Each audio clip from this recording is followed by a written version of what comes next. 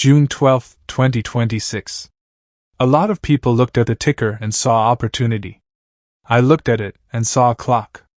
Because sometimes the most dangerous moment for investors isn't when a stock is falling. It's when everyone around them is celebrating. Right now, somewhere in New York, inside a conference room with floor-to-ceiling windows, there are people watching every move this stock makes. Every dollar higher. Every percentage point higher. Every headline. Every excited post on social media. And they are not watching because they're worried. They're watching because they understand something most buyers never take the time to learn. The game that starts on day one is rarely the game that matters most. Now, before we go any further, let me make something clear. This is not an attack on SpaceX. SpaceX has built one of the most impressive businesses of the modern era.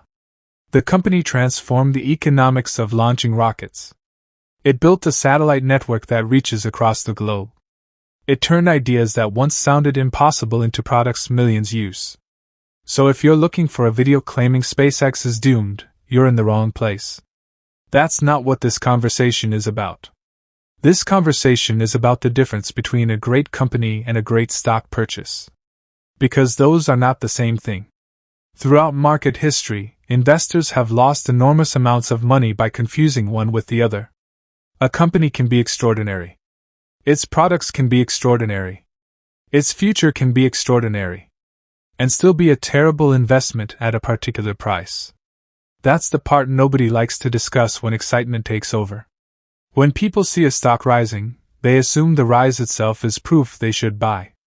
But price and value are not twins. Sometimes they're complete strangers. And the higher a stock rises before reality catches up, the wider that gap becomes. That's why I want you to think differently about what happened today. Because the opening price isn't the most important number. The most important numbers are usually buried in documents almost nobody reads. The market loves headlines. Money is often made by reading footnotes. Think about how most investors approach a major IPO. They watch interviews. They watch financial television. They read social media posts. They study the chart. Then they make a decision. What they rarely do is study the mechanics of the deal. Who owns the shares? How many are actually available for trading? When do restrictions expire? Who gets liquidity first? Who gets liquidity later? Those questions sound boring. But boring questions often lead to profitable answers. Imagine a company worth hundreds of billions of dollars. Now imagine only a small percentage of those shares are available to trade. That means supply is limited. And when supply is limited while excitement is unlimited, prices can move dramatically. Not necessarily because the business became more valuable overnight, but because investors are competing for a relatively small number of shares. For a while, that can create powerful momentum. The problem is that momentum convinces people temporary conditions are permanent. They're not. Every IPO eventually faces the same question. What happens when more shares become available? What happens when early employees decide they'd rather own a house than another block of stock? What happens when venture capital firms decide it's time to return money to investors? Those moments matter. Not because insiders are evil. Not because selling is wrong. But because supply matters. Always. If 10 people want something and only 1 unit exists, the price tends to rise. If 10 people want something and suddenly 10 units appear, the equation changes. That's not opinion. That's economics. The fascinating thing is that markets often ignore this reality until the exact moment they can no longer ignore it. Investors focus on the story. Then months later they discover the structure. They focus on the dream. Then they discover the mechanics. And mechanics have a way of winning.